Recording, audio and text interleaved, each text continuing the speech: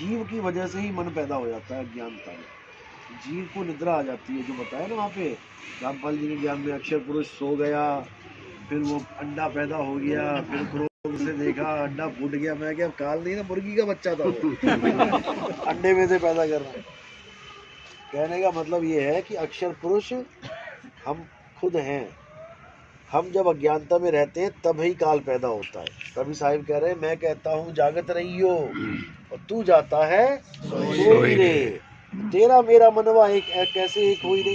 तेरी मेरी अवस्था कैसे एक हो सकती है? तू बार बार काल पैदा कर देता है, मुझे बार बार आना पड़ रहा है छुड़ाने के लिए।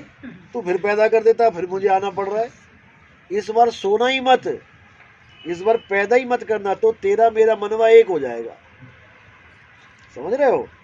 तेरी मेरी अवस्था एक हो जाएगी। तो ही मोही मोही तो ही अंतर कैसा, तब सारा अंतर खत्म हो जाएगा, वरना अंतर ही रहेगा जीव और पीव का। इसलिए साईं ने बोला बहुबंधन में बांधे एक बेचारा जीव। ये जीव का ही सारा परिवार है। ये मन माया तीन गुण ये लाइन में लगे हुए। अभी नाम दीक्षा नहीं मिली है, जिनको मिली है समझेंगे। अक्षर पुरुष के बाद मन आ गया, मन के बाद माया आ गई, माया के बाद ब्रह्मा विष्णु महेश अपना लाइन में खड़े। उसके बाद गणेश आ गया, और फिर पात रूप संसार, पा यानी पांच और त यानी तत्व। ये पूरा संसार है, पांच रूप संसार। इसी में सारे उलझे पड़े हैं। अब क्या करना है? अब हम कर रहे हैं भक्ति किसकी? डाल की, फूल की, पात की। यानी हमारी सुरता है नीचे की तरफ। ये सब नीचे है, हम इससे भी ऊपर बैठे हैं। अब हमने क्या करना है? केवल मूल को जानना है। मूल के लिए क्या बोला कि उल्टा पेड़ कर दो। गीता में बोला जो उर्द मूलम वाला है ना श्लोक, उर्द मूलम अधशाकम। हाँ, तो वो कह रहे हैं कि जड़ को ऊपर कर दो। जड़ को ऊपर करने का मतलब है अब इस पेड़ को उलट दो आप। अभी तक तो ये पेड़ सीधा था, तो जड़ कहाँ थी? पैरों में। अब ये पेड़ उल्टा दिया, अब जड़ कहाँ चली गई? अब सबसे टॉप पे चली गई। तो अब आपने क्या करना है? अपनी सूरत को पलट देना है। उलट समानी आप में प्रगति ज्योत अनंत, साहिब सेवक एक संग खेले सदा पसंद। साहिब और सेवक एक संग खेलेंगे, फिर यानी एक ही हो जाएंगे। फिर कभी बिछोड़ा नहीं होगा। इसी को बोला जो हमारे मालिक का सिंहासन है वो टॉप पे लगा हुआ है, उस टॉप के सिंहासन पे चढ़ जाना है। अब तो जाए चढ़े सिंहासन, मिले हैं सारंग पानी। राम कबीरा एक भये हैं, कोई ना सके पहचाने। तो जब वो शब्द गुरु आएगा तो तुम और शब्द गुरु एक हो जाओगे, कोई अंतर ही नहीं निकाल सकता। इसी को बोला वाणी में, आत्मा परमात्मा एको करे, अंतर की दुविधा अंतर मरे। केवल दुविधा की वजह से हमारे अंदर अंतर है। दुविधा खत्म कर दो तो ही मोही मोही तो ही अंतर कैसा।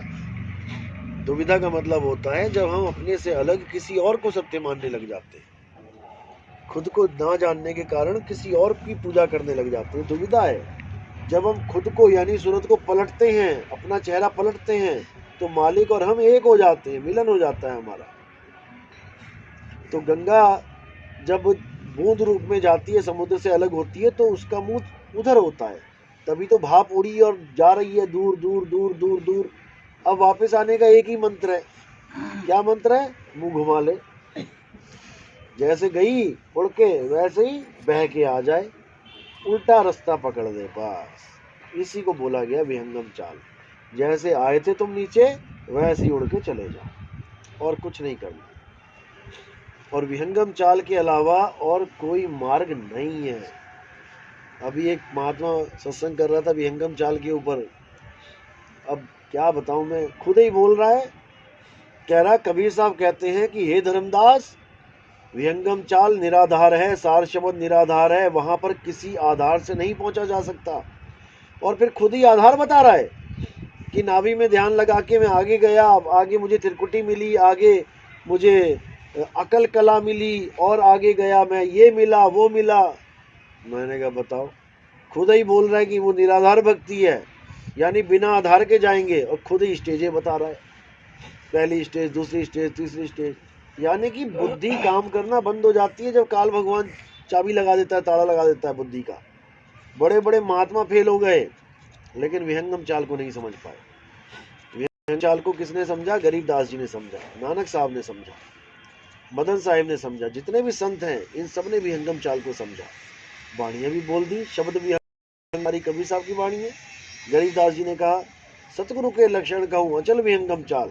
नानक साहब ने कहा नानक नाम जहाज है चढ़े से उतरे पार। तो बहुत सी वाणियां हैं जो विहंगम चाल की तरफ इशारा करती हैं, लेकिन हमें नहीं समझ में आता, इसलिए अटक जाते हैं। तो इसलिए हमें पहले विहंगम चाल का गुरु चाहिए, ऐसा गुरु चाहिए जो विहंगम चाल को खोल के समझा दे हमें, वही हमें पार कर सकता है, नहीं तो कोई नहीं कर सकता, भूल जाओ। और जो चक्रों में उलझा देते हैं वो तो जमी भूल जाओ, वो तो शरीर का ज्ञान है, पूरा देही ज्ञान है, उससे आगे जा ही नहीं सकते। जिसने तुम्हें कह दिया कि यहाँ खोपड़ी के अंदर जाना है, कोई कमल मिलेगा, ये मिलेगा, चांद मिलेगा, तारे, वो समझ लो खत्म, उसकी कहानी खत्म, वो कभी पार नहीं हो सकता, क्योंकि शुरुआत ही उसको दिखने वाली चीजों में बांध दिया। और साहिब कह रहे हैं जो दिखे सो माया, देखना दिखाना तो कुछ है ही नहीं, हो जाना है, हो जाना है। तुम्हारी अवस्था बदलेगी, माया की अवस्था थोड़ी नहीं देखनी है। अभी अंधकार है, मुझे प्रकाश दिख गया, मुझे परमात्मा मिल गया। अरे भैया प्रकाश परमात्मा थोड़ी नहीं है जो तुझे परमात्मा मिल गया, नाम ही देख ले पहले क्या है, परम आत्मा। बता कहाँ प्रकाश लिखा है इसमें? परम आत्मा में प्रकाश कहाँ लिखा है? ना अंधकार लिखा ना प्रकाश लिखा है। तूने परम आत्मा को प्रकाश मान के बैठ गया, जबकि परम आत्मा है आत्मा की परम अवस्था, जीव आत्मा है आत्मा की जीव अवस्था, ब्रह्म आत्मा है आत्मा की ब्रह्म अवस्था। अवस्था तुम्हारी ही है, खुद को जानना है। अभी जीव समझे बैठे हो, 84 में जा रहे हो, फिर ब्रह्म मान के बैठोगे, सृष्टिकर्ता बन जाओगे। जब पार ब्रह्म हो जाओगे तो सृष्टि से भी न्यारे हो जाओगे, फिर तुम्हारा वो गुण खत्म हो जाएगा जिसको सृष्टिकर्ता ब्रह्म कहते हैं। तो इसलिए बोला ब्रह्म बड़ा की जहां से आया, वेद बड़ा की जिन निर्माया, ई मन बड़ा की जी मन माना, राम बड़ा की राम ही जाना। फिर तुम राम को जानने वाले हो जाओगे, राम को मानने वाले नहीं रहोगे। दुनिया राम को मानती है, जानती नहीं है। अल्लाह वाहिगुरु गॉड को मान रही है, दुनिया जान नहीं रही है। जिस दिन जान जाएगी झगड़ा खत्म हो जाएगा। भाई रे दो जगदीश कहाँ से आया, कहो कौन बोर आया।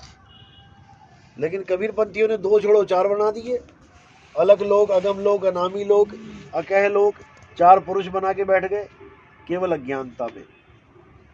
एक आत्मा के ही ये सारे नाम है। सत आत्मा का नाम है, अकह आत्मा का नाम है, अबोल अडोल आत्मा का नाम है, अनमी आत्मा का नाम है, अगम आत्मा का नाम है। पर्यायवाची शब्द है ये। लेकिन साहिब ने बड़ी चालाकी से, क्योंकि कालदूतों का निबेड़न करना है ना, ऐसे घुमा के बाणी लिखवाई, वो लट्टू ही बन गए बेचारे, घूमते ही रह गए, तो समझ ही ना पाए कि बोल क्या रहे हैं। जो दिखता गया वो बताते गए, जो दिखता गया वो बताते गए, ये नहीं समझ पाए कि वो बोल क्या रहे हैं, भाव क्या है।